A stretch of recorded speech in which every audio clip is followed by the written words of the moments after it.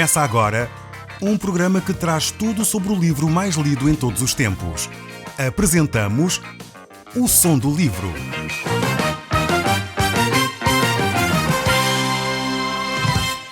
Seja muito bem-vindo. Neste podcast vai encontrar o livro mais conhecido e lido em todo o mundo. Vamos levá-lo numa viagem pela história da humanidade. Este é um audiolivro para si, para a sua família e sociedade em geral. Contextualização e comentários de Paulo Chaveiro. Nós, caro amigo, estamos a olhar para o capítulo 8 neste programa. Estamos ainda no livro dos Atos, como certamente está lembrado. Nós, neste capítulo, vamos começar a ver uma das maiores secções deste livro dos Atos. No capítulo anterior, nós vimos o discurso de Estevão. Vimos como ele morreu apedrejado, como aquelas pessoas levantaram mentiras, falsos testemunhos para chegar ao ponto de matar Estevão. Estevão, sem dúvida alguma, foi um dos pilares importantes da igreja primitiva. Nós vemos que Estevão era um diácono, um homem que foi escolhido pelo facto de ter o Espírito Santo nele, de uma forma poderosa, um homem que operava grandes maravilhas. Estevão era, sem dúvida alguma, alguém dedicado ao serviço dos outros na igreja primitiva. E vemos também que, naquele momento, Saulo concordava com a morte de Estevão. Saulo é um homem que vai se tornar uma figura gigantesca na igreja. Saulo, mais tarde conhecido por Paulo, neste momento ele está ainda concordando e perseguindo a igreja cristã. Nós iremos dedicar, ao longo do livro dos Atos, bastante tempo a este homem, Saulo, que mais tarde, como já disse, se tornará na figura conhecida como Paulo, o apóstolo Paulo. Mas naquele momento, enquanto Estevão estava ali, Saulo consentia com a morte de Estevão e todos de alguma forma aguardavam aquilo que Deus estava para fazer. Vimos ainda, nesse capítulo 7 do livro dos Atos, a atitude que Estevão teve diante desta situação. Diz lá que os fariseus taparam os ouvidos com as mãos, tentaram abafar de alguma forma o discurso de Estevão, gritando e fazendo barafustar grande barulho ali na altura, para que Estevão se calasse. As pessoas que serviam ali testemunhas, elas deixaram as vestes com Saulo, diz o texto bíblico lá no final do capítulo 7, para então saírem e apedrejarem Estevão. Entretanto, ali naquele texto bíblico vemos a atitude de Estevão quando ele ora e diz: Senhor Jesus, recebe o meu espírito. E então caiu de joelhos e clamou: Senhor, não os culpes deste pecado. E dizendo isto, Estevão morreu. Esta morte certamente causou muito impacto na vida da igreja lá da altura. Talvez aqui foi a primeira vez que Saulo pensou um pouco acerca daqueles que seguiam Jesus Cristo. Mas na realidade parece que isso mesmo assim não comoveu muito Paulo e nós iremos tentar ver isso mais para a frente. Mas chegamos então ao capítulo 8 deste livro dos Atos e estamos nos primeiros versos deste capítulo 8. Então, se você tiver a Bíblia à sua mão, eu convidava-o a abrir connosco e podermos juntos olhar para estes textos da Palavra de Deus. Diz assim então a Palavra de Deus no capítulo 8 do livro dos Atos. Naquele dia começou uma grande onda de perseguição contra os crentes. Onda essa que varreu a igreja de Jerusalém e todos, exceto os apóstolos, fugiram para a Judeia e Samaria. Aqui vemos, prezado amigo, que o caso de Estevão foi apenas o início de uma grande perseguição que foi feita aos seguidores de Jesus Cristo.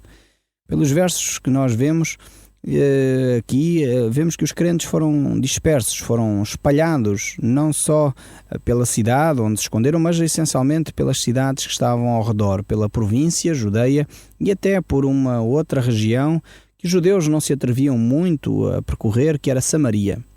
Esta dispersão aqui poderia parecer uma derrota para a igreja, mas na realidade ela produziu com que os cristãos daquela época pudessem obedecer ao mandato de Jesus Cristo. Ou seja, Jesus tinha dito em Atos capítulo 1, verso 8, que eles seriam testemunhas. Ao receber o Espírito Santo, eles seriam testemunhas para anunciar a palavra de Deus, quer em Jerusalém, quer em toda a Judeia e Samaria e até aos confins da terra. E então, Deus utilizou esta situação que não era favorável para que Deus de novo trouxesse bênção numa situação não favorável. Eles tinham recebido este mandato de ir pela Judeia, Samaria e até aos confins da terra, e aqui o concílio que estava em Jerusalém, estes conselheiros fariseus que perseguiam e matavam os cristãos, fizeram com que os crentes se espalhassem por todas estas regiões. E vemos como, de alguma forma, então os cristãos daquela época começaram a testemunhar da sua fé por onde quer que eles fossem.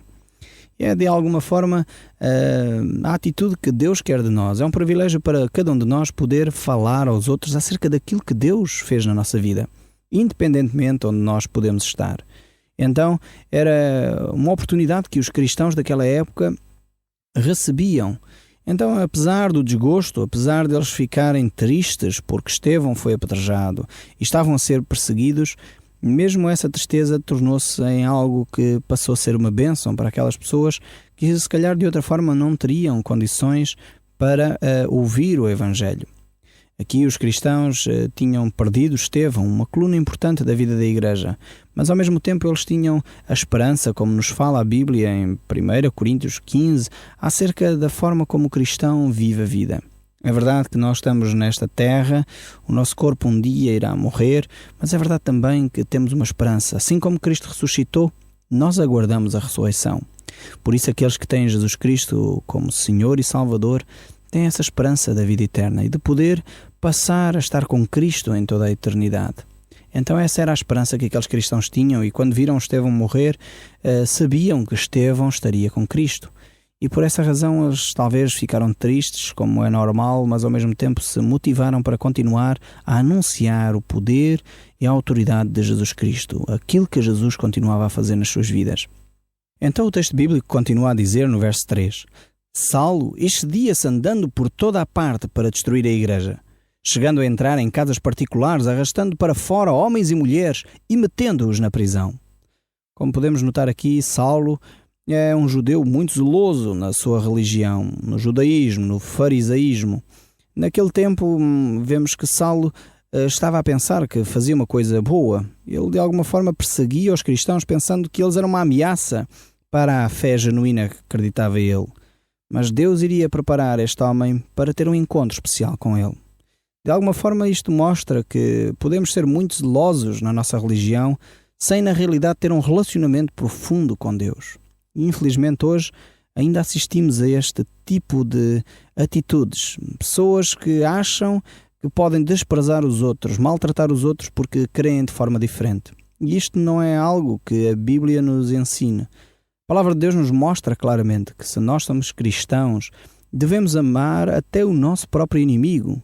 Por isso, esta atitude que o apóstolo Paulo estava a ter não tinha nada a ver com o ensino das Escrituras. Infelizmente, às vezes há pessoas que agem supostamente em nome de Deus, eu quero pôr aqui umas aspas em nome de Deus, que agem supostamente em nome de uma causa religiosa, mas na realidade eles não estão a servir a Deus.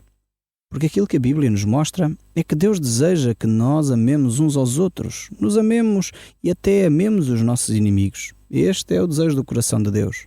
E nós vemos aqui Saulo a não ter essas atitudes que Deus descreve na sua palavra. Mas continuando aqui a olhar para o texto bíblico, no verso 4 diz assim: Mas os que tinham fugido de Jerusalém pregavam em todo o lado a palavra de Jesus. Filipe, por exemplo, foi para a cidade de Samaria, onde falou de Cristo ao povo. As multidões escutavam atentas aquilo que ele dizia por causa dos milagres que fazia. Espíritos maus foram expulsos, largando as vítimas com gritos, e paralíticos e coxos foram curados, pelo que grande alegria aconteceu naquela cidade. Vemos aqui, prezado amigo, que esta situação, esta fuga que levou os cristãos a se espalharem por uma grande região, fez com que a palavra de Deus saísse da cidade de Jerusalém e chegasse às cidades que estavam ali ao redor. Os cristãos de facto tinham que fugir. E então, por causa disso, eles chegaram a outras cidades. E vamos encontrar agora aqui uma outra figura.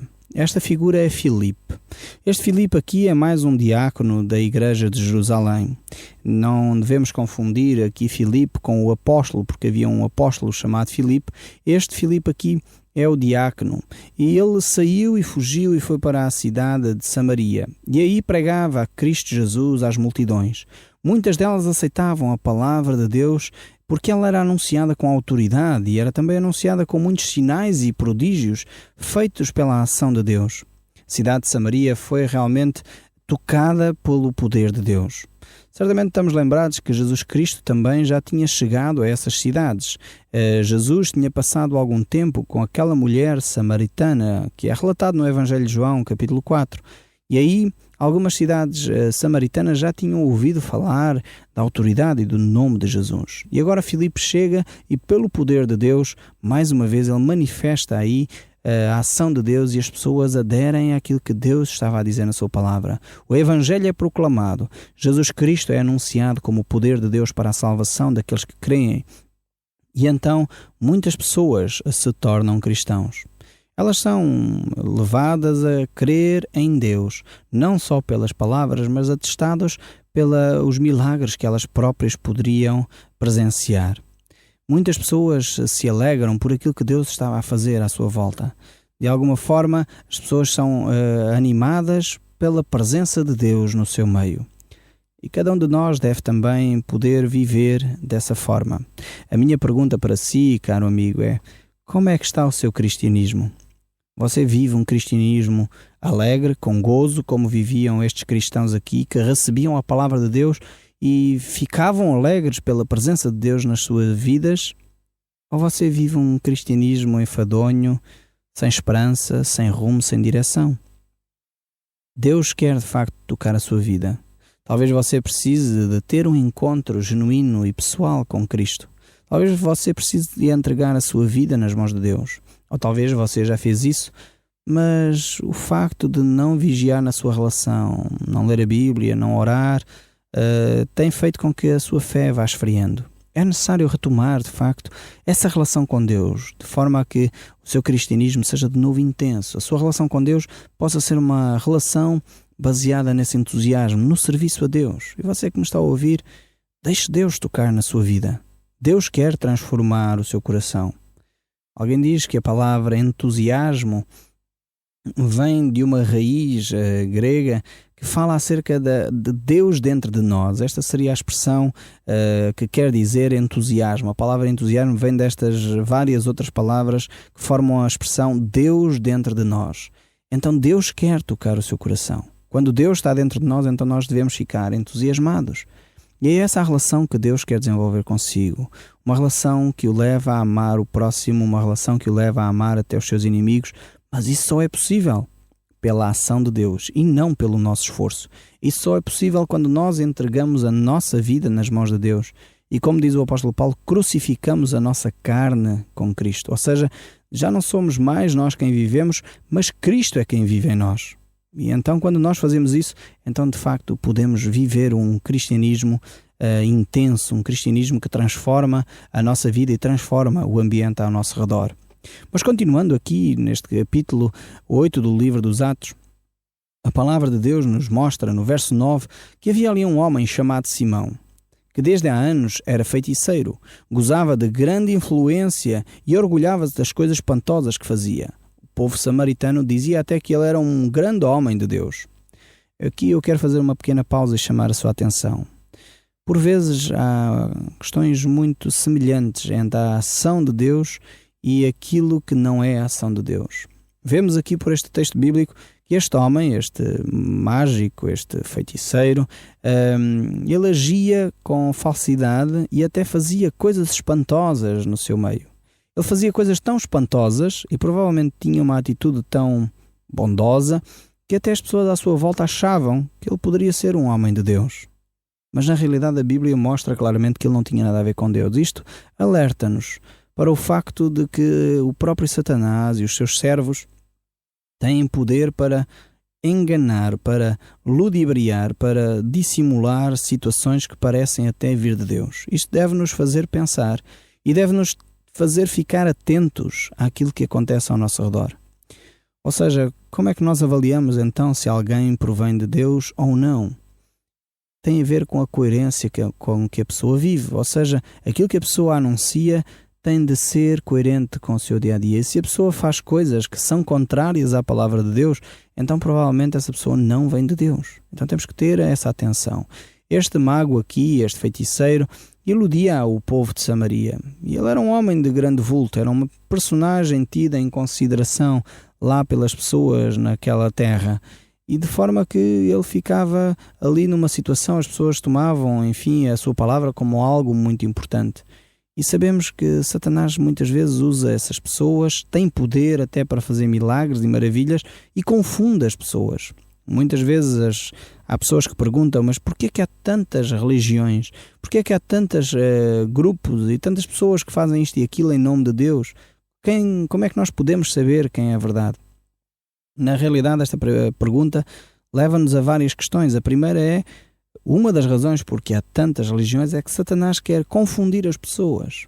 E ele, ao levantar pessoas que até são bondosas, são pessoas que até fazem grandes coisas, alguns deles até milagres, podemos dizer, no entanto eles não provêm de Deus. Isso podemos avaliar quando as pessoas não fazem as coisas de acordo com a palavra de Deus. Então isto é extremamente importante, analisar as Escrituras e ver o que Deus diz sobre essa situação. A palavra de Deus nos mostra que entre as obras de Deus e as obras de Satanás é como se comparássemos a luz com as trevas. E de facto, quando comparamos a luz com as trevas, não há comparação. Se você está em casa, faça essa experiência, desligue a sua luz, verifique como é que fica a sua casa numa escuridão. E se tiver um pau de fósforo aí, acenda um pequeno fósforo. E repare como um pequeno fósforo vai começar a iluminar à sua volta. E depois volta a ligar a luz de casa. E repare como é uma grande diferença. Assim é a diferença entre Deus, as obras de Deus e as obras de Satanás. Então era o que estava a acontecer aqui, apesar das pessoas terem alguma dificuldade em avaliar quem era quem. Mas Deus agiu naquela terra com grande poder e vemos aqui que este homem também começou a aproximar-se das coisas de Deus. E vemos o texto bíblico que diz no verso 12: Mas agora esse mesmo povo acreditava antes na mensagem de Filipe, que lhes anunciava Jesus Cristo e o reino de Deus. Como resultado, muitos homens e mulheres foram batizados. Aqui o Evangelho de Cristo é a resposta para o problema do coração do homem. Nada pode realmente trazer satisfação às necessidades do coração do homem a não ser a pessoa de Jesus Cristo.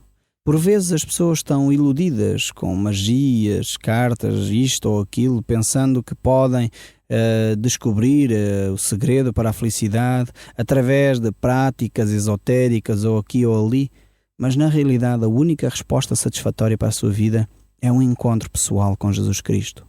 E era isso que Filipe anunciava, a Cristo como a solução para a vida das pessoas. Cristo que traz a paz de Deus, que excede o entendimento e que guarda o nosso coração. Cristo que é aquele que nos acompanha e que traz o Espírito Santo para ser o Consolador que nos acompanha em cada momento da nossa vida. Talvez você se sente só, se sente desamparado. Cristo é aquele que o quer acompanhar. Talvez você se sente angustiado e triste. Cristo é aquele que lhe quer dar a paz neste momento. Então é este Cristo que Filipe anunciava naquela região. As magias e as feitiçarias só prejudicam a relação com Deus. E era o que estava a acontecer aqui. Vejamos o que acontece com este homem, este Simão, que até parecia ser alguém de grande importância. Diz o texto bíblico que o próprio Simão creu e foi batizado, começando a acompanhar Filipe, por onde quer que ele andasse, assistindo com pasmo aos milagres que ele realizava. Como vemos, o Evangelho é anunciado a todos, não discrimina ninguém. Este Simão, apesar de ser um homem que utilizava a magia e a feitiçaria para enganar as pessoas, de alguma forma também é anunciado este homem. Não faz distinção de classe social, raça, nação ou povo. O Evangelho de Jesus Cristo é para todas as pessoas. E este Simão teve a oportunidade de ouvir a palavra de Deus e até diz o texto bíblico que ele creu e de alguma forma foi batizado. Isto aqui, mais uma vez, traz algumas reflexões para nós. Nós devemos ter atenção à forma como recebemos a palavra de Deus e como nos envolvemos. Nós vamos ver a seguir, pelo texto bíblico, quais foram as motivações deste homem Simão. Ele até creu até certo ponto acerca da mensagem do Evangelho. Ele até foi batizado querendo se identificar com Cristo em algum sentido. Mas na realidade o que Simão queria era poder receber mais uns poderes para poder desenvolver a sua magia. Este era o seu objetivo. E como é que eu chego a essa conclusão? Pelo texto bíblico que está a seguir. Vemos que Simão, ele era um homem que foi batizado, mas na realidade ele não tinha uma relação íntima com Deus. Ele não compreendia as coisas de Deus. Talvez é o seu caso. Nasceu, foi batizado, tem uma certa relação com o cristianismo, tem até, enfim, uma simpatia por Cristo, mas na realidade não desenvolveu um conhecimento de quem Deus é. Não tem esse relacionamento íntimo e profundo com Deus.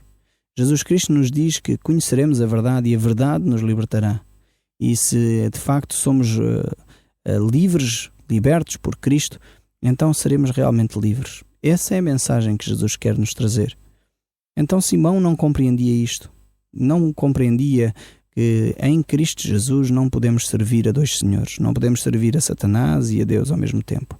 E muitas pessoas ainda hoje também não compreendem isso, pensando que podem ter um relacionamento com Deus, mas ao mesmo tempo mantendo as suas práticas que não agradam a Deus. Não é assim. A palavra de Deus nos mostra que quando seguimos a Cristo devemos então obedecer àquilo que Cristo nos ensina. E Simão de facto queria tentar juntar as duas coisas, queria manter a sua feitiçaria e ao mesmo tempo queria seguir a Cristo. E o texto bíblico diz que quando os apóstolos em Jerusalém souberam que o povo de Samaria aceitara a mensagem de Deus, mandaram Pedro e João até lá. Logo que lá chegaram, começaram a orar pelos novos crentes para que recebessem o Espírito Santo, pois o Espírito não desceria ainda sobre nenhum deles. Tinham sido batizados apenas em nome de Jesus. Então Pedro e João puseram as mãos sobre esses crentes e receberam o Espírito Santo. Temos aqui um caso muito interessante que fala acerca das pessoas que foram batizadas por um lado, mas que ainda não tinham recebido o Espírito Santo. Isto pode ter, digamos, duas explicações. A primeira é que, de facto, estas pessoas tinham aceito Jesus de alguma forma, mas ainda não tinham entendido tudo acerca do Evangelho. Como, no fundo, acontece ainda no nosso meio, muitas pessoas são batizadas, mas não têm uma compreensão clara acerca das coisas de Deus. E só mais tarde, então, recebiam o Espírito Santo. Eu creio que uma outra explicação possível é que Deus queria ensinar aos apóstolos algo diferente. Ou seja, Deus queria mostrar aos apóstolos que a mensagem do Evangelho era também para aqueles que não eram judeus. E era necessário que os apóstolos entendessem que o Espírito Santo de Deus era dado também aos gentios, àqueles que não eram judeus. E para que isso acontecesse, era necessário que os próprios apóstolos presenciassem esse facto. Por isso, Pedro e João, que eram os apóstolos mais conceituados, foram eles próprios que fizeram ou presenciaram a descida do Espírito Santo sobre aqueles que não eram judeus, porque isto era um problema para aquela igreja. Era um problema para os cristãos do início do século, pois eles não sabiam que o Espírito Santo de Deus teria sido dado também àqueles que não eram judeus. Eles pensavam que era ainda um ato exclusivo daquele povo, mas Deus queria atingir todo o mundo com o Espírito Santo e com o Evangelho. E os apóstolos necessitavam de presenciar isso, eles próprios serem convencidos da mensagem de Jesus Cristo. E eu creio que é por essa razão que este texto aqui nos fala acerca desta exceção. O Som do Livro, uma produção da Rádio Transmundial de Portugal.